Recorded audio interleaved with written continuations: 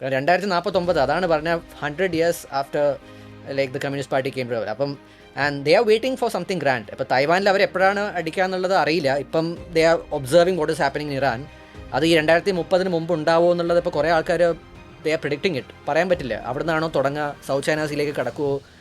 അപ്പം ഈ കടലിലുള്ള കൺഫ്രണ്ടേഷൻ ഉള്ളപ്പം ചൈനക്കുള്ളൊരു കുഴപ്പം എന്താണെന്ന് വെച്ചാൽ മലാക്ക ഡിലേമ പറഞ്ഞാൽ U S navy still controls the oceans, like domination ആണ്. പറഞ്ഞാൽ പണ്ട് ബ്രിട്ടീഷ് നേവി എങ്ങനെ, റോയൽ നേവി എങ്ങനെയാണ് ലോകത്തിലെ എല്ലാ മാരിടൈം റൂട്ട്സും അവരുടെ കൺട്രോളിൽ എത്തിച്ച പോലെയാണ് യു എസ് നേവിക്ക് ഇപ്പോഴും ഒരു ബാക്കിയുള്ള രാജ്യങ്ങൾ വെച്ച് നോക്കുമ്പോൾ ഒരു എക്സ്പെഡിഷണറി പവർ ഉണ്ട്.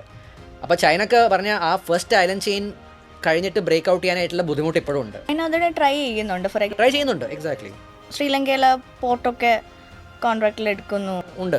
ഇപ്പോൾ ഈ സ്ട്രിങ് ഓഫ് പേൾസ് എന്ന് പറയുന്ന ഈ ഇതന്നെ പറഞ്ഞാൽ ഇന്ത്യക്ക് ചുറ്റും ഓരോരോ ഇവിടെ ഇൻവെസ്റ്റ് ചെയ്യുന്നു, പിടിക്കുന്നു, എക്കണോമിക് കാര്യങ്ങളെന്ന് പറയുന്നു, പക്ഷെ അതിനൊരു മിലിറ്ററി ഡയമെൻഷനും ഉണ്ട്. ഭീഷണിയാകുമെന്ന് തോന്നുന്ന രാജ്യങ്ങളിലൊക്കെ അവിടെ ഒരു ലൂപ്പ് ഹോൾസ് കണ്ടെത്താൻ ശ്രമിക്കുന്നുണ്ട്. നമുക്ക് വേണമെങ്കിൽ ചൈനയാകാം ഇനി ഡോമിനേറ്റ് ചെയ്യാൻ വരുന്നത് എന്ന്. അല്ല, കറക്റ്റാണ്. അതെ, കാരണം ചൈനയുടെ പ്ലാൻ പറഞ്ഞാൽ അതിൽ വല്ല ഡീറെയിൽ ചെയ്തോ എന്നുള്ളത് പറയാൻ പറ്റില്ല, എനിക്ക് തോന്നുന്നില്ല. കാരണം ഇപ്പം ഡയറക്റ്റ് യു എസ് ആയിട്ട് പറഞ്ഞ ഒരു കോൺഫ്രണ്ടേഷൻ ഉണ്ടായിട്ടില്ല. അത് അവർക്ക് ഇപ്പം വേണോ അല്ലെങ്കിൽ അവരത് മാക്സിമം നീട്ടി വെക്കാണോ, അവർ സ്വയം യു എസ് ഇങ്ങനെ മണ്ടത്തരം കാണിച്ചിട്ട് ഡിക്ലൈനിലേക്ക് പോവാണോ നോക്കുന്നതായിരിക്കും. സ്ട്രാറ്റജിക്കലി ആണ്.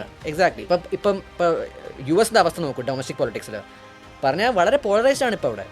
ഈ മാഗ സപ്പോർട്ടേഴ്സിന് ഉള്ളിൽ തന്നെ ഭയങ്കര ബ്രേക്ക് ചെയ്ത് വരാൻ തുടങ്ങി. പിന്നെ അല്ലാതെയുള്ള ലിബറൽ വോയിസസ് ഒക്കെ ആയിട്ട് വളരെ ഡിവൈസീവ് ആണ്. പറഞ്ഞാൽ ഇപ്പം ഈ ഇമിഗ്രേഷൻ്റെ കാര്യത്തിൽ ഇപ്പം ഡിപ്പാർട്ട്മെൻറ്റ് ഓഫ് ഹോംലാൻഡ് സെക്യൂരിറ്റിയുടെ ഐസ് ഉണ്ടല്ലോ, പറഞ്ഞാൽ അവർ ചെയ്ത ഒരു തെമ്മാടത്തിലാണ്. പറഞ്ഞാൽ ആൾക്കാരെ നേരെ ഏലിയൻസ് എന്ന് പറഞ്ഞിട്ട് okay these guys are undocumented, നമുക്ക് ഇവരെ വേണ്ട. സോ ഇങ്ങനത്തെ ഇതൊക്കെ വരുമ്പോൾ ഈ ഡിബേറ്റ്സ് ഒക്കെ വരുമ്പം there are multiple Chinese outlets. ഈ ക്വാനോൺ പറഞ്ഞിട്ട് ഒരു കോൺസ്പിറസി തിയറി ഔട്ട്ലെറ്റ് ഉണ്ട്. പറഞ്ഞാൽ അവർ സോഷ്യൽ മീഡിയയെ വെച്ചിട്ടും കുറച്ചൊക്കെ ഈ മെയിൻ സ്ട്രീം മീഡിയ ഒക്കെ വെച്ചിട്ട് വളരെ ഈ യു എസ് പ്രൊപ്പഗാൻഡ പറഞ്ഞാൽ ഇതാണ് റിപ്പബ്ലിക്കൻസ് അങ്ങനെയാണ്, ട്രംപിൻ്റെ ഹാർഡ് കോർ സപ്പോർട്ടേഴ്സ് ഇങ്ങനെയാണ്, ബാക്കിയുള്ളവരൊക്കെ യു എസ് വളരെ വോക്കാണ്, നമ്മുടെ രാജ്യത്ത് നശിപ്പിക്കുകയാണെന്നൊക്കെ പറഞ്ഞിട്ട്. അപ്പം ഇങ്ങനത്തെ കോൺസ്പിറസീസൊക്കെ ഫീഡ് ചെയ്യുന്നത് പറഞ്ഞാൽ there is A Chinese hand in it. അത് പറഞ്ഞാൽ ഇൻ്റലിജൻസ് റിപ്പോർട്ട്സിലൊക്കെ വരുന്ന കാര്യമാണ്. പക്ഷേ എന്താണ്, ആൾക്കാർ തമ്മിൽ അടിക്കാൻ തുടങ്ങി. ഇപ്പോൾ യു എസ് ഇത്രയും ഡിവൈസീവായിട്ട് ഒരു ടൈപ്പ് സിവിൽ വാർ എൻവയൺമെൻറ്റ് വന്നു എന്ന് വെച്ചാൽ യു എസ് ചൈനയ്ക്ക് എതിരെ നേരെ പോവാതെ തന്നെ ഉള്ളിൽ തന്നെ ഒരു കൾച്ചറൽ ഡിക്ലൈൻ വരുന്നുണ്ടോ എന്നുള്ളൊരു പേടിയുണ്ട്. And China is actually waiting. അവരിവിടെ കാത്ത് നിൽക്കുകയാണ്.